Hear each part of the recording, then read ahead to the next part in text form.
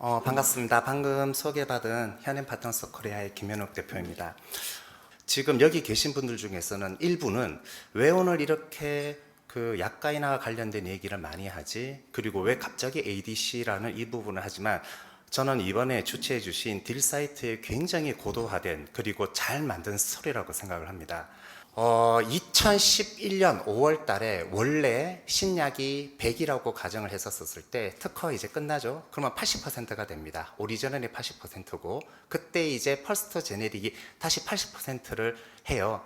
그러면 그때는 이제 최고가가 64%에서 시작을 하는데 그 당시 2011년 5월 달이 제가 휴원스라는 제약회사에서 다니다가 그때 기획 담당, IR 주식 담당을 하다가 흥국증권에 이제 제약바이오 애널리스트로 데뷔했을 그 시기였거든요. 그때 제가 지금 와서 생각을 해보면 우리가 작은 물방울 하나가 모여서 강이 되고 호수가 되고 바다가 되잖아요. 나비 효과처럼. 지금 생각하면은 돌이켜보면은 2011년도 5월 달에 무식하게 88이 64, 64%를 53.5%로 했던 그게 정말 금융과 제약 산업에 많은 영향을 줬고 지금 이 방금 말씀해 주신 ADC까지 저는 이어졌다라고 생각이 들어요. 간략하게 설명을 드리자면 그때 2011년 5월 달에 약가 인하로 인해서 산업계의 세 가지 변화와 금융계의 제약 바이오 투자에 대한 변화 세 가지가 정리가 됩니다.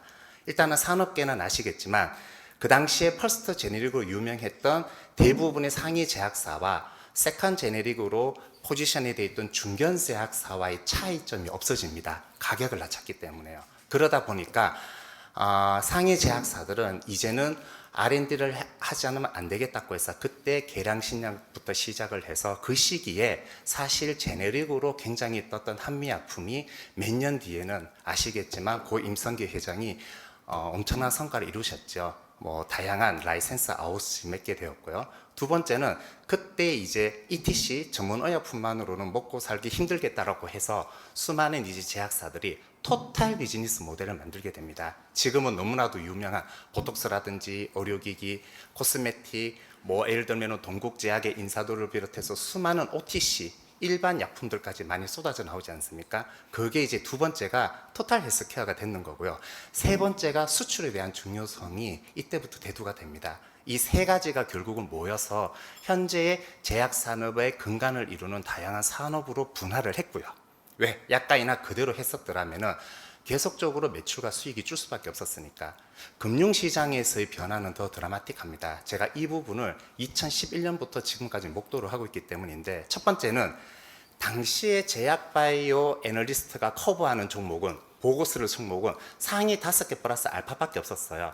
유한양행, 동아제약, 녹십자, 뭐 대웅제약 뭐 요 정도 한미약품 정도였는데 그러다가 어떻게 하다가 이제 종문당이라든지 이걸 커버를 하게 됐는데 중견 제약사를 비롯해서 의료기기 예를 들면 임플란트의 오스템 임플란트라든지 그 레이저 장비의 루트론이라든지 다양한 분야를 보게 된 겁니다. 약가 인하로 인해서 이제는 특정을 보면 안 되겠고 다양한 부분을 보자라는 게 금융권의 첫 번째 변화고 두 번째 같은 경우가 이때부터 제약회사들이 IR을 할 때 실적이 아니라 우리 어떠한 파이프라인을 연구한다. 지금은 임상외상이다. 혹은 우리는 오픈 이노베이션을 한다. 여기에 대해서 R&D에 대한 프리미엄을 주기 시작을 했어요. 지금 여러분들 많이 삼성전자 하이닉스를 보시면 알겠지만 순수하게 실적과 미래에 가지고 오는 주당 순이익 EPS를 베이스로 해서 50만 원 간다, 400만 원 간다. 그러한 시절에서 처음으로 정성적인 멀티플을 주게 된 겁니다. 마지막 세 번째 굉장히 중요한 부분입니다. 그럼으로 인해서 비상장 바이오텍에 대한 시리즈 ABC 투자가 굉장히 늘어난 거예요. 그런 식으로 해서 이제 약가 인하로 인한 이러한 큰 파급 효과가 다양한 종목과 다양한 분야, 특히 R&D 쪽에 투자를 하게 됐고 그게 지금까지 이어져서 예를 들면 뭐 치매 치료제부터 시작해서 메시라든지 표적 항암제 그리고 이제 지금은 이제 너무나도 유명한 항체 쪽 또 ADC까지 이렇게 오게 된 게 아닌가. 이 부분에 대한 스토리를 잘 아셔야 오늘 앞서 두 분께서 설명해 주신 약가 인하의 파급 효과가 얼마나 크고 이제는 또다시 53.5에서 45%가 되었었을 때 10여 년 전에는 산업계와 금융 쪽이 이렇게 봤다라면 앞으로의 10년은 어떻게 산업계는 대응을 하고 변할 것인가 그리고 금융계는 어떤 부분으로 투자를 할 것인가를 볼 수 있는 미리 볼 수 있는 우리가 그 하나의 기준으로 생각을 할 수가 있거든요. 그래서 저는 오늘 딜 사이트에서 특히 앞부분에 강조해 주신 약가 인하 부분에 대해서 저희가 다시 한번 더 공부를 하고 여기에 대한 재평가가 필요하지 않나라는 그런 생각이 듭니다.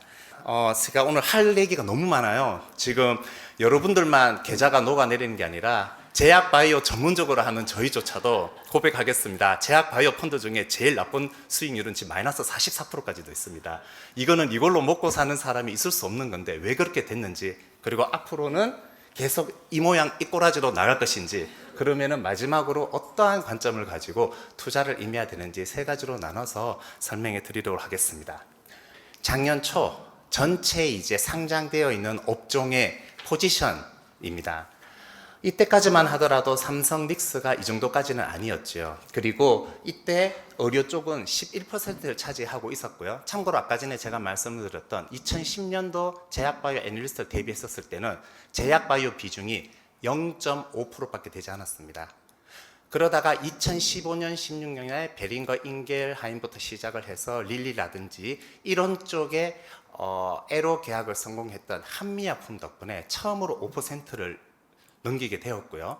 코로나 때 뭐 아시겠지만 워낙 많은 돈들이 모이다 보니까 그때 제 기억이 맞다면 맥스 17%까지 찍었습니다.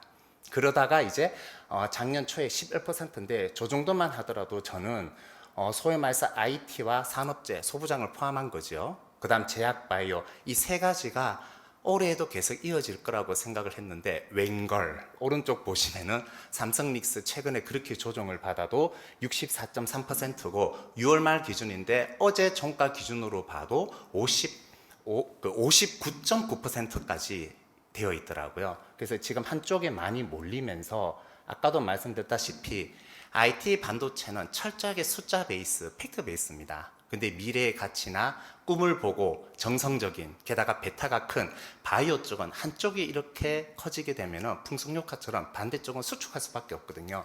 지금 현재 계속 줄어들고 있고 이 부분이 언제쯤 회복되느냐라고 놓고 본다면 결론부터 말씀을 드리면 하반기도 쉽지 않을 것 같아요. 하지만 이 부분에서 우리가 어떤 부분 때문에 그런지 어떤 부분을 대응을 해야 될지 좀 보도록 하겠습니다. 여러분들 계좌와 제 계좌가 녹아내리는 증거입니다. 왼쪽을 보면은 만약에 여러분들이 파란색 코스피 제약, 예를 들면 삼성 바이오로직스나 셀트리온을 안 사고 삼전 닉스나 코스피 추종을 하는 ETF를 샀다라면은 지금 저 정도로 수익률 차이가 난다라는 겁니다. 예, 계좌가 왜 녹아내린지 아시겠죠? 오른쪽은 같이 동반 사망을 했네요. 코스닥의 상당 부분을 차지하는 바이오가 박살이 나니 지금 코스닥도 박살이 났고 연초에 2000대 후반에서 시작한 코스피는 9000을 찍고 조정받아서 지금은 17000 전후선까지지만 코스닥은 거의 오르지 않았습니다. 가장 큰 이유는 바로 지금 바이오의 부진과 궤를 같이 하고 있다. 작년 말 기준으로 코스닥 시가총이 12기업 중에 7개가 제약 바이오였어요. 근데 지금은 2개밖에 없습니다. 그만큼 지금 힘든데 왜 힘드냐? 기본적으로 가장 가까운 원인을 찾자라면은 코로나로 인한 제약 바이오 산업의 신뢰가 무너진 게 가장 크다라고 봅니다. 지금 오른쪽 그림에서 보시는 것처럼 코로나가 심했던 시절에 자금 조달한 경우를 보십시오. 어마어마하게 자금 조달을 했습니다. 이때 자금 조달을 했던 그 하나의 투자 포인트는 3가지였어요. 우리도 코로나 백신이나 치료제를 만든다. 그래서 우리 자금 조달을 할게 라는 거였고요. 이때 또 정부에서 PCR 진단을 비롯해서 수많은 제약 바이오 쪽에 특혜를 많이 줬었습니다. 그리고 3번째는 이 당시에 상대적으로 아시죠? 뭐 해외 수출길, 해외 이제 뭐 관광하는 게 막히게 되고 내수 중심이다 보니까 자금들이 결국은 한쪽으로 많이 기울어졌었어요. 왜냐하면 전 세계가 문을 틀어막고 있었기 때문에. 특히 이때 바로 제약 바이오가 많이 오를 수밖에 없었고 이러한 내수 경기를 진척하고자 금리도 인하가 됐었고 이러한 차원에서 돈이 엄청나게 풀렸기 때문에 쉽게 얻은 돈은 베타가 큰 돈에 많이 투자를 하게 됩니다. 그러다 보니까 이쪽에 많이 했는데 코로나가 끝나자마자 성과가 나온 게 있다 없다? 적어도 제가 아는 한 이쪽 부분은 거의 없다 보니까 실망 매물이 많이 나오게 되고 이러한 돈들은 아시겠지만 대부분 전환사채나 이러한 부분들이 많습니다. 그러다 보니까 기준 주가가 빠지게 되고 여기에 대한 조기 상한 요청이 들어오고 그러한 과정에서 다시 주가는 빠지고 이러한 것들이 계속 반복이 되면서 지금 자금 조달 시장도 굉장히 많이 어려워져 있다. 이 얘기는 뭐죠? 펀드가 보통 5년 만기거든요. 지금 이때 자금 조달했던 그 회사들 상환 요청이 엄청 들어오게 됩니다. 그러면 결국은 지금 빠진 가격에 또 자금 조달할 수밖에 없기 때문에 특히 그 부분이 올해입니다. 그래서 올해 사실은 바이오 업체들이 자금 조달을 많이 해야 되는데 기준 주가가 지금 더 많이 낮아 있는 상황이기 때문에 어려울 수밖에 없다라는 부분을 말씀을 드립니다. 삼성전자, 하이닉스랑 달리 바이오텍은 뭐다? 돈으로 시간을 사잖아요. 매출액으로 월급을 주는 게 아니라 투자를 받은 돈으로 월급을 주고 R&D를 하는데 그 기준이 되는 주가가 계속 떨어질 수 없다라는 이런 상황 때문에 좀 우울하게 이렇게 됩니다. 제3자 배정이 많이 늘었어요. 원래는 이제 아까 말씀대로 코로나 때는 정부에서 상장을 많이 시켜줬는데 그 이후에는 상장이 문턱이 높아지고 정부에서도 그리고 금융당국에서도 상장에 대한 문턱을 높이다 보니까 제3자 배정이 많아지고 이러한 부분들은 계속적으로 제약바이오의 주가를 잡는 그러한 요인이 될 수가 있습니다. 지금 이렇게 놓고 본다라면은 뭐 투자 안정성과 안정성이 계속적으로 훼손될 수밖에 없는 상황이고 이게 6월 말일자인데 그 당시 대비했었을 때 제약 지수가 30%나 더 빠졌습니다. 최근 10일 가까이. 그래서 이 자료보다 더 지금 상황이 안 좋다. 상반기가 지금 굉장히 안 좋다라는 말씀을 갖다가 드리고요. 제가 이미 강연을 하면서 중간중간 말씀을 드렸습니다. 왜 이렇게 제약 바이오가 부진할 수밖에 없는가? 가장 중요한 게 본질적인 요인이죠. 회사 자체가 R&D 성과를 냈어야 되는데 이러한 양적 성자가 더불어서 좀 질적 성과가 나왔어야 되는데 이 부분이 미진했고요. 어떻게 본다라면은 저도 바이오텍들의 많은 CEO들의 고충을 알고 있습니다. 1차적으로는 시리즈 A, B 자금 조달을 받아야 되고 그들의 투자자들한테 보답을 하기 위해서는 상장을 해야 되다 보면은 초반에 창업을 했던 아이덴티티나 비전보다는 회사의 자금 조달과 IPO 쪽으로 갈 수밖에 없거든요. 이러다 보니까 결국은 이제 R&D보다는 자금 조달이나 회사 존속에 치중을 하게 되고 그러다 보니까 본업을 이탈을 하고 예를 들면 화장품이라든지 건강기능성 식품이라든지 이런 쪽으로 많이 가면서 본질적인 멀티플 밸류가 많이 떨어질 수밖에 없다. 본질적 요인도 있다라면 외부적 요인도 당연히 있겠죠.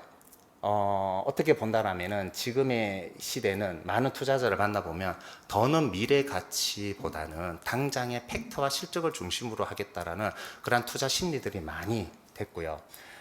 지금은 동반 하락하고 있지만 이란 전쟁 어느 정도 마무리가 되고 이렇게 됐었을 때 바이오 쪽으로 올 수 있는 우리의 순번이 몇 번째나 될까라고 놓고 본다라면은 IT나 이란 AI 쪽에 거대한 트렌드가 어느 정도 지나간다라면은 전쟁 회복에 관련된 것들 그리고 그동안 눌려져 왔던 것들 그리고 최근에 이란 금융이 많이 터지면서 아시겠지만 은행이라든지 증권주 쪽도 굉장히 실적이 좋습니다. 또 이러한 부분들이 있기 때문에 좀 제약 바이오 쪽에 대한 관심이 아직까지는 좀 하단에 있고요. 네. 그렇게 놓고 보기 때문에 상반기를 갖다가 좀 정리를 해본다라면은 본질적으로도 많이 어려웠지만 외부적으로 굉장히 힘들었고 코로나 때 이제 한 5년 정도가 지났었으니까 그때 자금 조달에 대한 청구서가 지금 날아오는 시기이기 때문에 하반기에도 조금 더 어렵지 않나라는 것 때문에 좀 자세한 그 내용을 다시 설명을 드리도록 하겠습니다. 지금 보시는 삼성 닉스를 비롯해서 글로벌 이러한 AI와 반도체는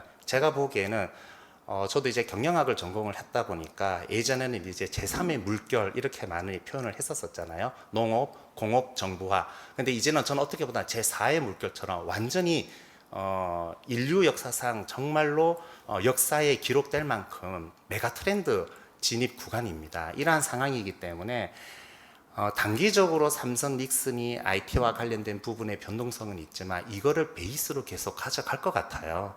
여기에 이제 어떻게 보면 세컨이나 서드로 바이오가 당분간은 한 2, 3년 동안은 갈 수밖에 없다라는 점이 제약 바이오를 베이스로 해서 투자와 컨설팅을 하고 있는 저로서도 굉장히 무겁다라는 말씀을 드리고요. 문제는 또 금리입니다. 아까 말씀을 드렸죠. 원래 이제 바이오 섹터 자체가 베타가 굉장히 높습니다. 베타가 높다라는 거는 정성적인 부분, 다시 말해서 멀티플이 굉장히 높고 소위 말해서 미래 가치에 투자를 갖다가 하는 부분이기 때문에 사실은 이제 금리가 높게 된다라면은 금리 쪽으로 많은 자금들이 모이겠죠. 금리가 낮으면은 우리 쪽으로 오겠지만 이러한 부분인데 불과 며칠 전만 하더라도 저는 사실 미국 쪽 금리 동결이나 인상 쪽에 좀 무게를 뒀고 열의 아홉 전문가분들은 그럴 리가 없다. 더 금리를 내릴 거라고 하는데 요 며칠 다시 금리 인상론이 좀 돌고 있어요. 그리고 오늘 재밌는 뉴스를 봤습니다.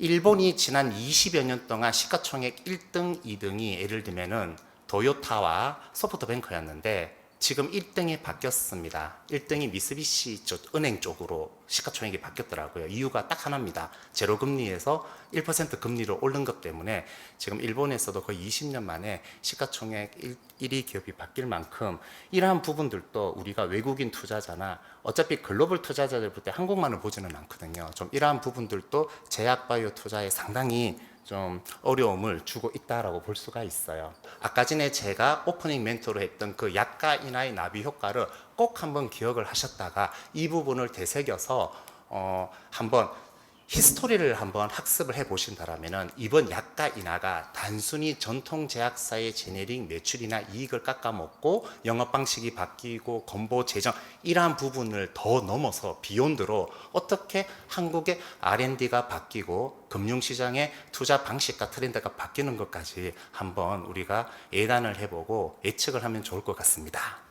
일단은 뭐 대형 제약사 사업 다각화 중심으로 하는데 뭐 요거는 이미 다 나왔던 얘기이기 때문에 자료를 보시면서 참고를 하시면 될 것 같고 어쨌든 하반기에 분명히 약가 인하는 당장의 캐시플로우가 타격을 받기 때문에 보통 우리가 비상장 바이오 회사에 대한 시리즈 AB 투자가 VC나 PE 쪽도 많지만 이러한 전통 제약사들의 SI 투자도 많았는데 이 부분이 저는 더 막힐 것 같아요. 그러다 보니까 비상장 쪽의 바이오텍들은 굉장히 많이 어려워지고 또 뒤에서 설명할 상장 문턱도 높아지기 때문에 바이오 산업을 여러 가지 기준으로 나눌 수가 있지만 상장과 비상장으로 놓고 본다라면 비상장은 저는 지금까지도 빙하기라고 생각을 했는데 그걸 더 넘어서 정말 생존으로 가야 되는 그 단계까지 올지 않을까라는 생각이 듭니다. 그만큼 약가 인하의 이 나비 효과 하나가 어마어마하게 산업과 금융 투자 쪽에도 많은 영향을 준다라는 것을 아시면 좋을 것 같아요. 상장 유지 요건 강화 이게 왜 지금 어렵냐 하면은 아까 말씀대로 지금 주가가 많이 빠져서 철회가 돼서 그렇지 하반기에 주가가 조금 더 올라가면은 상장 회사들이 현금이 있음에도 불구하고 다시 자금 조달을 많이 할 거예요. 이유는 아시겠지만 상장된 지 기술 특례 회사가 상장된 지 5년이 지나면은 연간 매출 30억을 넘겨야 되고 법차손이라는 제도가 있어 가지고 어느 정도 손실이 절대 자기 자본금의 50%를 넘으면 안 되거든요. 문제는 자금 조달을 통해서 이 부분이 해결이 될 수 있다는 겁니다. 현금이 많다고 해서 매출이 나오는 게 아니거든요. 매출 30억에 한 맞출 수가 있지만 오화가 아니라 엔드입니다. 매출 30억과 법차손 비율을 맞춰야 되기 때문에 돈이 있어도 결국 자금을 찍어내야 되고 유상증자를 하기가 어렵다는 건 알고 계시죠? 바이오텍은 아시겠지만 바이오텍은 벤처기업 출신들이 많이 하셨기 때문에 자기가 가지고 있는 주식 외에 현금이 거의 없습니다. 창업자분들은. 그러다 보니까 주주배정 유상증자보다는 아까 말씀드렸던 회사채, 시비전환사채로 많이 하기 때문에 결국 그 부분은 장기적으로는 회사가 성과가 없다라면 결국은 다시 주가가 리픽싱이 되고 주가가 계속 하락할 수 있는 하나의 불안전한 요소이기 때문에 이 부분이 저는 하반기로 많이 모이기 때문에 좀 하반기도 좀 어둡게 보는 이유가 바로 여기에 있습니다. 이 부분은 바쁘셔서 미리 가신 것 같은데 초반에 이제 좀 발표를 해주셨던 그 조영준 실장님께서 좀 이 부분을 보시면 좋았을 텐데 좀 상장 유지 요건에 대해서는 케이스 바이 케이스 그리고 어느 정도 유예를 두는 그런 부분도 필요하지 않을까라는 생각이 듭니다. 그래서 어쨌든 간에 개별 기업 R&D 성과 도출을 통해 신뢰를 갖다가 회복하는 게 굉장히 중요하겠지요. 그래서 그러면은 도대체 하반기 투자 전략은 어떻게 해야 될까? 일단은 저는 또 성격이 급해서 바로 결론부터 말씀을 드리도록 하겠습니다. 첫 번째, 중장기적 관점으로 개별 기업의 본질적 가치를 지향하자. 너무나도 옳은 공자왈 맹자왈인데 여러 가지 업종을 보면은 저는 이제 참고로 제 소개를 앞부분에서 안 했는데 저는 원래 대기업 기획조정실에서 출발을 했어요. 그 당시에 롯데그룹이 사실은 제약바이오에 2004년도에 진출하고자 했다가 결국은 뒤늦게 이제 롯데바이오로직스로 이제 해서 고생을 많이 하고 있는데, 제가 그 당시에 담당자로서 롯데도 이제 제약바이오에 진출해야 된다는 이유가 하나가 있습니다. 뭐냐면은 하나의 업종의 패러다임을 바꾸고 이 업종의 가치를 한 기업이 올리는 업종이 몇 개나 있을까요? 저는 그게 게임 업종과 바이오 업종이라고 생각을 하거든요. 한미약품 하나가 대한민국의 제약사에 주는 멀티플, 프리미엄을 다 바꿔버렸습니다.